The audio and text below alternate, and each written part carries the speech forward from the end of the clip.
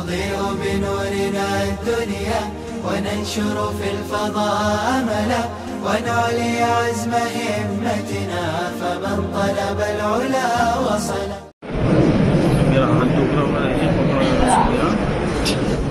الحمد لله رب العالمين والعاقبة للمتقين والصلاة والسلام على سيد الأنبياء والمرسلين حبيبنا وحبيب رب العالمين.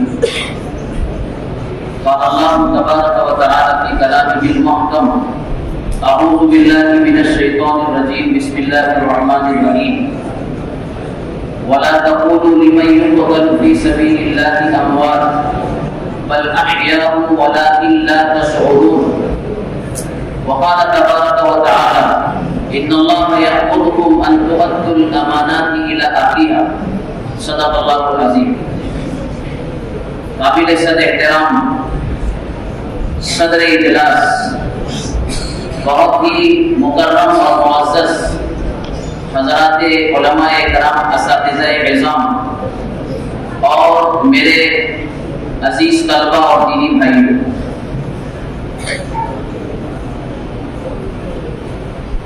اس وقت ہم اپنے ملک کی آزادی کا 75واں سال اور اس کی خوشی اور اس کا جشن منا رہے ہیں. اتنی بات تو طے ہے کہ ملک کی آزادی میں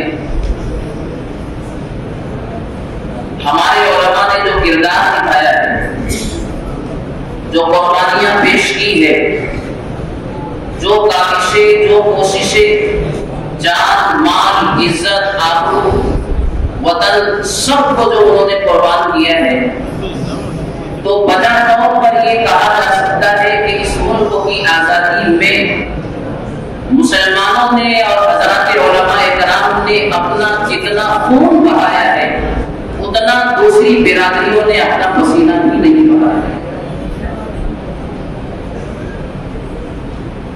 سلامی پوچھتا کیا ہے لمن یقتل کی تفسیر، سلامی پوچھتا کیا ہے لمن یقتل کی تفسیر، شہید اب بھی نکلتے ہیں اگر قلب زمین چیرے.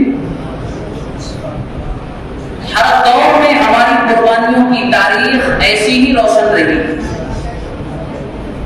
جیسا کہ آپ کے سامنے ابھی تاریخ کے تسلسل کے حوالے سے مجھ سے پہلے میرے دوست اور رفیق تدریس مولانا صادق صاحب کوناپوری نے آپ کے سامنے ایک تحریکات کا تسلسل بیان کیا.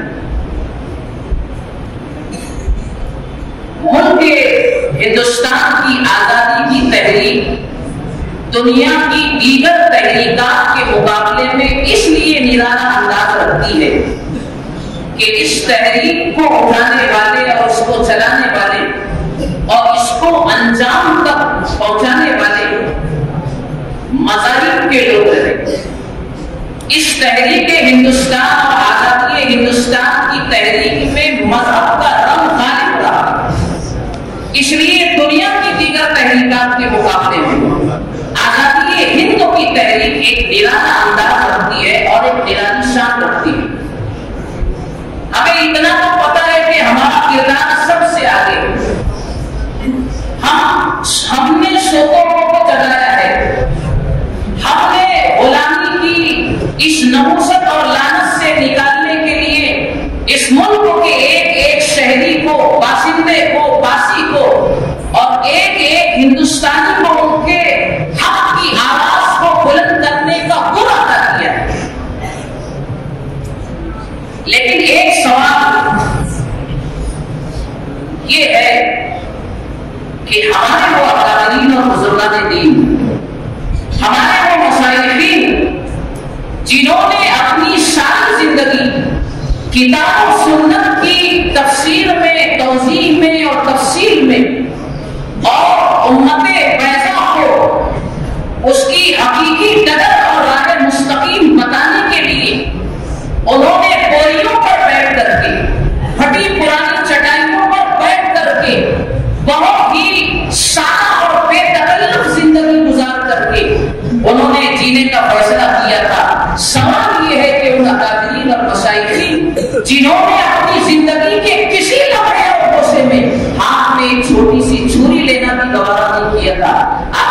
توپوں کے سامنے کیوں سو گئے؟ کیا وجہ تھی وہ؟ کیا کہنا چاہیے کہ فکر تھی وہ؟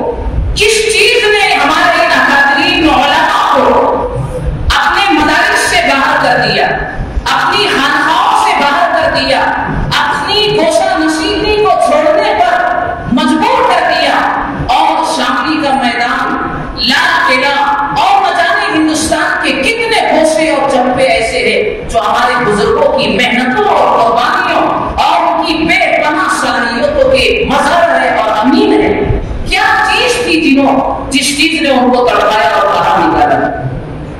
میں نے اس کی طرف اشارہ قرآن کریم کی آیت سے کیا ہے، ان اللہ یأمرکم ان تؤدوا الامانات الی اہلھا۔ اللہ تعالیٰ تمام انسانیت سے یہ کہتے ہیں، سب سے اللہ کا یہ خطاب ہے، سب سے اللہ تعالیٰ کا یہ خطاب ہے کہ امانت کو اصحاب امانت تک پہنچا دو۔ اسی حکم کی تکمیل میں اور رب کائنات کے اسی امر کی تعمیل میں اور اسے پورا کرنے کے لیے ہمارے بزرگ آگے بڑھے تھے کہ ملک اللہ کی امانت ہے، اقتدار اللہ کی دی ہوئی امانت ہے، ملک کی آزادی ہمارا حق ہے، اور یاد رکھیے میرے بھائیوں اور بزرگوں، غلامی اس دنیا کی سب سے بڑی ذلت ہے، غلامی سب سے بڑی لعنت ہے۔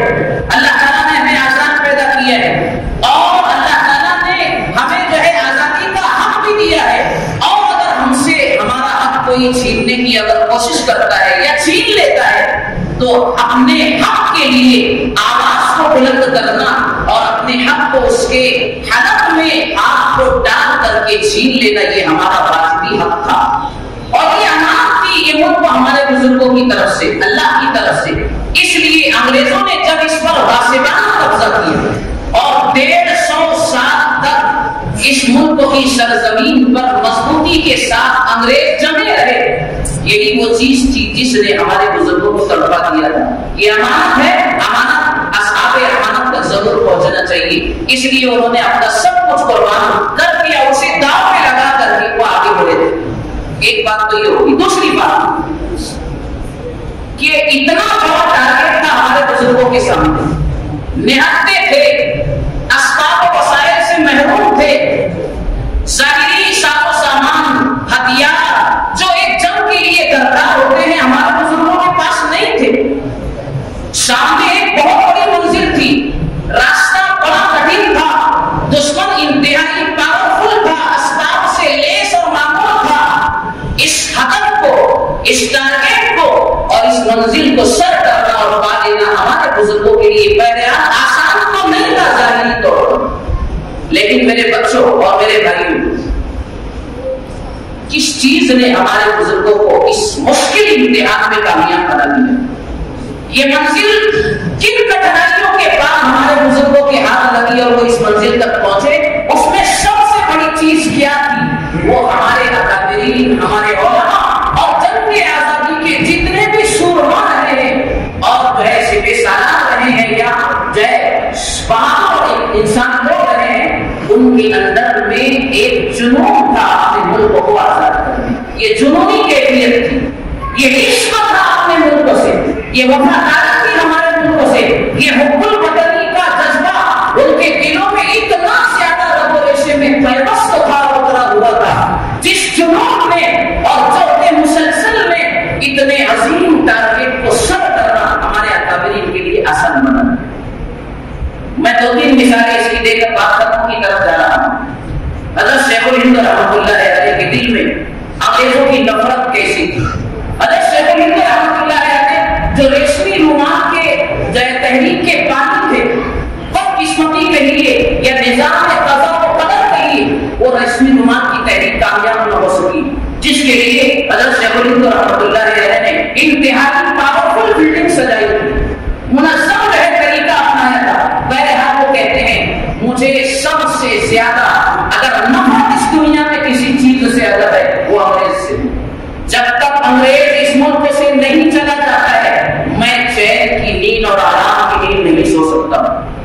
انہی کے جلیل القدر شاگرد شیخ الاسلام حضرت مولانا حسین احمد مدنی رحمۃ اللہ علیہ کہتے ہیں کہ اگر اس دنیا میں میرا کوئی دشمن اگر ہے وہ ایک ہی ہے اور وہ دشمن میرا انگریز ہے.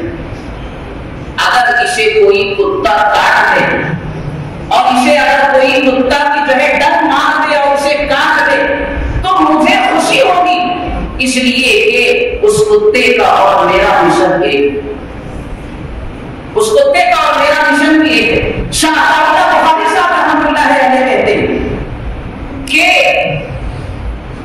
اگر کوئی چونٹی بھی کسی بہادر انگریز کو اگر ڈس لیتی ہے تو میں اس چونٹی کو شکر کا دانا ڈالوں، اس لیے کہ اس نے میرے مشن کی میرا سپورٹ کیا اور میرا ساتھ دیا.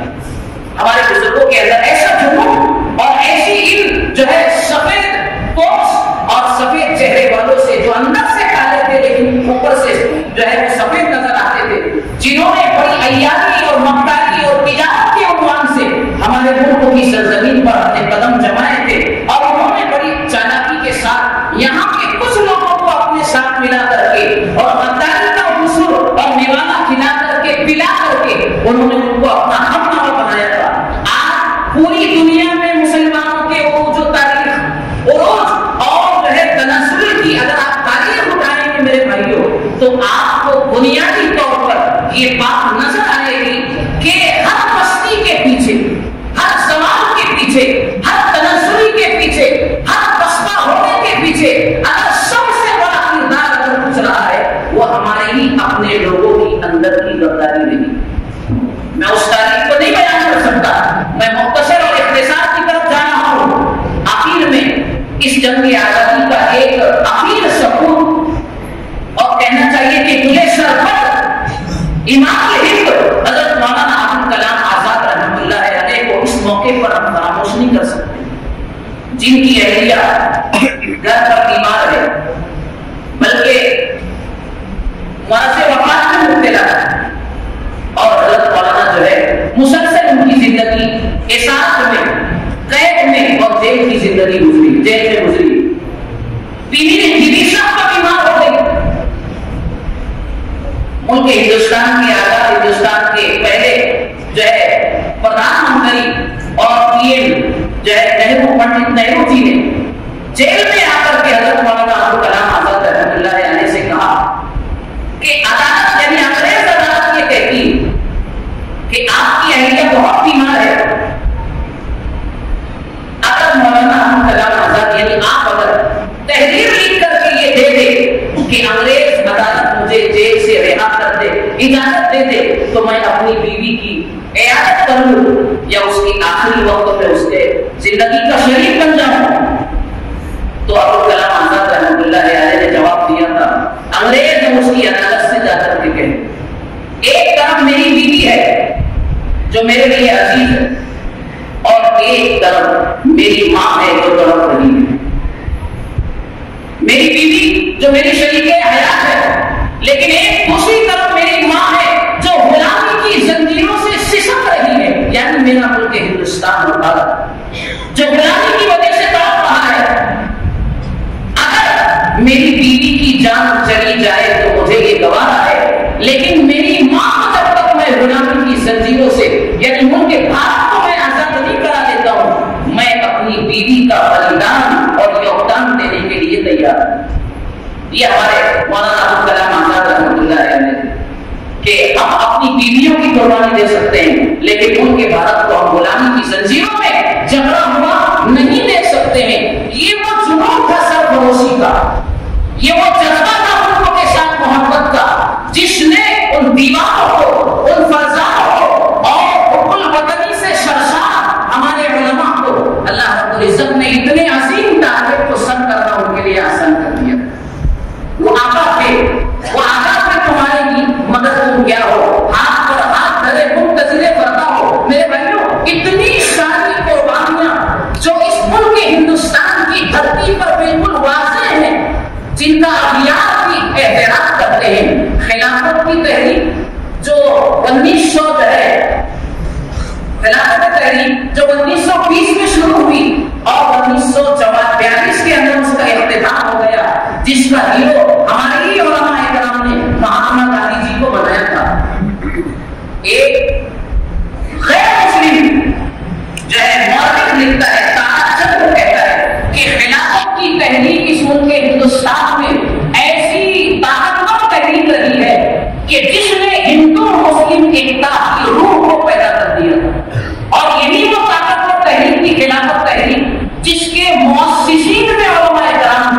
جن میں سر فہرست حضرت مولانا مفتی کفایت اللہ صاحب تحویل رحمۃ اللہ علیہ پہلا اس کا اعتراف کر رہے ہیں.